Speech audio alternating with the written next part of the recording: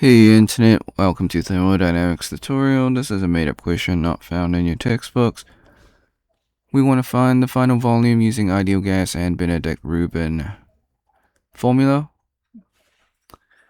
So it's a constant pressure process. So the pressure is 1000 psia. The gas is carbon dioxide, CO2. We have 1 pound mass of it. Initial temperature is 200 degrees Fahrenheit. Final temperature is 800 degrees Fahrenheit. Step 1, draw your free body diagram, UFBD. This will help you visualize the problem. Step 2, list all the given variables. This will help you find the unknown. Step 3, find the ideal volume formula. V is equal to mRT divided by P. We're missing R. Everything else is given. Step 4, find the gas constant of carbon dioxide. You can find this by Google searching it or by searching up your table at your textbook. It'll be at the back somewhere. Okay. So step 5, plug and play into your graphic calculator.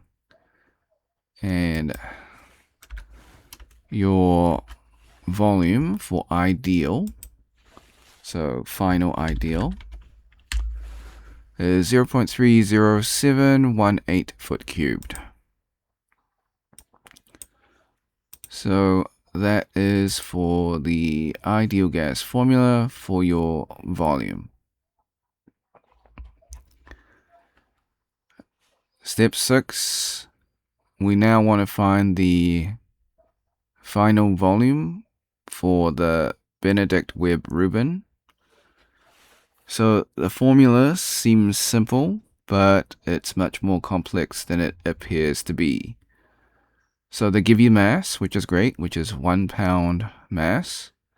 We need this specific final volume. So step 7, find the specific final volume formula. So as you can see, now it gets tricky. So now it's V bar divided by molar mass. Don't get confused with the little m and the capital M. The capital italics M is molar mass. The little regular m is regular mass. Okay. Step 8, find the Benedict-Webb-Rubin formula. So we need this formula to find V bar. As you can see, if I zoom in, it's a whole bunch of constants. Luckily, we can Google search these, or we can find it in a textbook somewhere.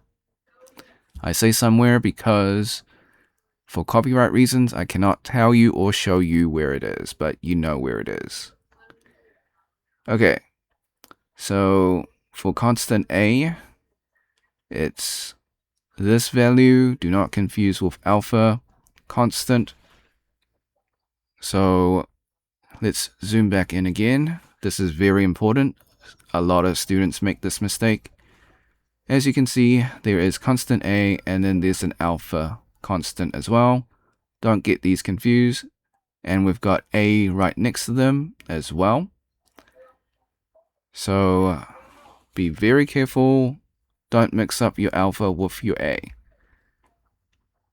A lot of students make this mistake and they end up losing half the points for it because they just plugged in the wrong values. Okay, some professors are pretty strict. It's like if you can't follow the textbook or just copying out the constant, then you lose a lot of points. I feel like that's pretty harsh. Alright, so now we've got the A naught, so just follow whatever the Google search or textbook tells you. So step 9 through 16 is all the constants. So we've got A naught, which is step 10, step 11, which is constant B. Then we got B naught, step 12. Then step 13 is C. Step 14 is C naught. Step 15 is alpha. Do not confuse with constant A. Step 16 is gamma. Okay. And then we've got this universal gas constant.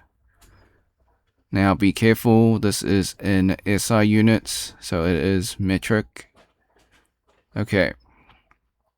Step 18. Find the V bar or volume bar.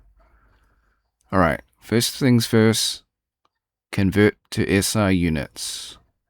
Don't try and convert mixed units, it will end badly. So first, convert your imperial or US customary to your metric SI units. Then plug it into your equation. And as you can see, I made a mistake. So do be really careful. I'm pretty sure it's just a copy and paste error, but still do make sure you be very careful. Okay, so what you need to do next is plug this into your graphic calculator. Be very careful. And then you'll get it in a metric answer. And then your actual answer, by converting it into imperial back again, will be 29.93 foot cube per kmol. Okay, step 19. So that's actually part of that answer.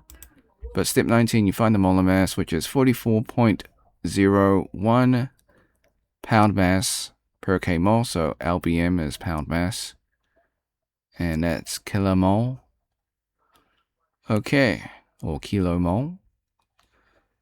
Alright. So step 20, we can now find the final specific volume, V bar divided by molar mass. So we plug and play, we get 0.68007 foot cube per pound mass. Okay, I should probably zoom back to normal. Okay. So our final volume using the Benedict-Webb-Rubin formula is 0.68007 foot cubed. So disclaimers, the method is correct. However, I do make calculation mistakes. I encourage you to solve it yourself and see if you get the same answer. Now, when you get to the Benedict-Webb-Rubin formula, it is quite long and it's very easy to make mistakes. As you just saw, I put in the wrong value, although that's just me not converting the value ahead of time. Although I know this answer is correct because I put this into Python, so don't worry. It's just a typing error on my part. Alright, so before we leave, I highly encourage you to save this video onto your PC just in case this video or channel gets taken down while I follow all copyright laws. Sometimes things happen. You can do this by using Snipping Tool. If you never use Snipping Tool, follow these instructions. If you're on a Mac, use the Mac equivalent of Snipping Tool. Click on the icon in your taskbar. If it's not there, go to your Windows search, type in Snipping Tool, open up the program. Click on Video option, click on New. Left click and drag the rectangle to cover the YouTube screen. This is just an example.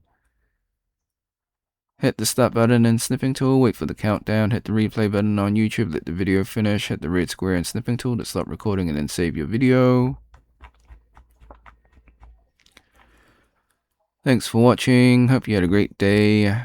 Be sure to like and subscribe.